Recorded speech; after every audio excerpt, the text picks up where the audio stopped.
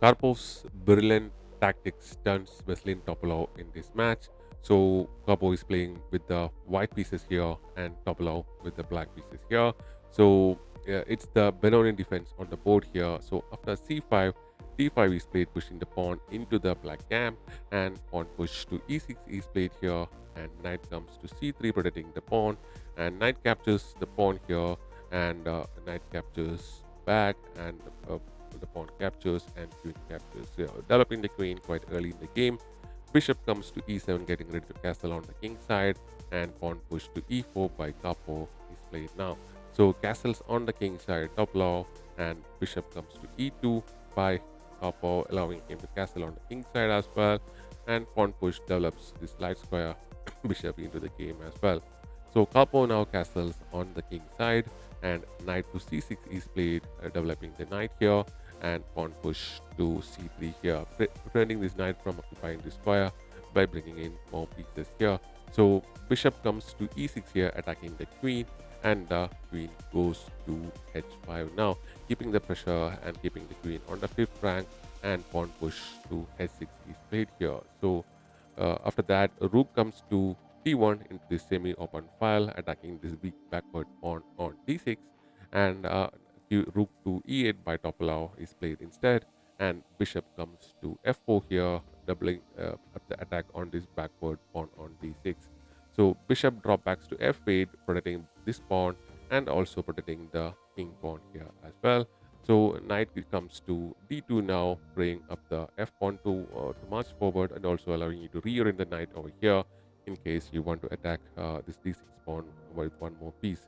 So pawn push hits this queen, and the queen goes to f3, and pawn is now pushed to d5. So one of the best ways to get rid of this big square is to push the pawn and go for an exchange of the pawn here, and d5 is pushed, so the queen goes to d3 here, creating this battery on this particular dark square diagonals, and also keeping the queen against the king here.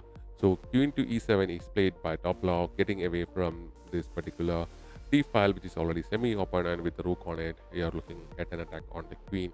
So after the e pawn captures the d5 pawn, bishop captures back, and bishop to f1 is played here, protecting the pawn on g2 here. So the same duty, both these bishops are on the protecting the respective king pawns or the squares over here, basically. So queen to f6 is played here, and knight comes to b3 here, attacking this pawn here, and also rearing the knight into the center of the board later on. So rook to d8 by Topalov, and rook comes up the board to d2, and trying to develop the rooks if required, and bishop going to e6 now. Bishop to c7 is played here, attacking the rook here. This knight protects this rook here, so it is fine for the time being. So the rook captures the rook, and knight captures back, and bishop comes to f5 here, keeping the bishop into this open light square diagonal over here, and also supporting the pawn structure. So a knight comes to c4, and bringing knight into the game, and rook to e4 by Topalov, and knight now reorients to e3 here, attacking this nice little bishop here. Bishop drops to c8, and rook to d1, trying to get control of that d file, and rook now goes back to e8 now. So pawn push to h3 is played here, preventing the bishop from coming in here and creating any attack on the white camp.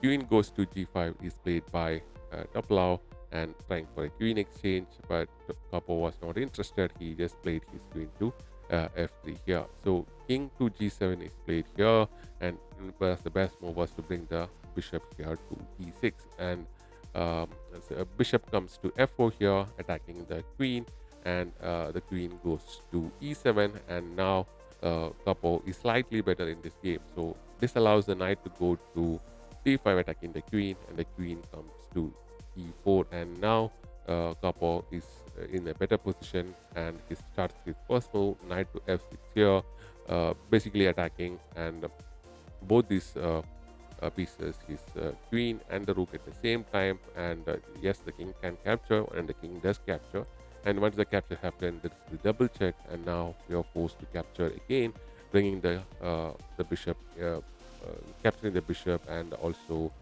bringing the king out into the open here. So the queen exchange happens, and the king comes down to board to e4. So all these sacrifices and the exchange force the king to come down the board here, and now rook to e1 check here gets the rook back.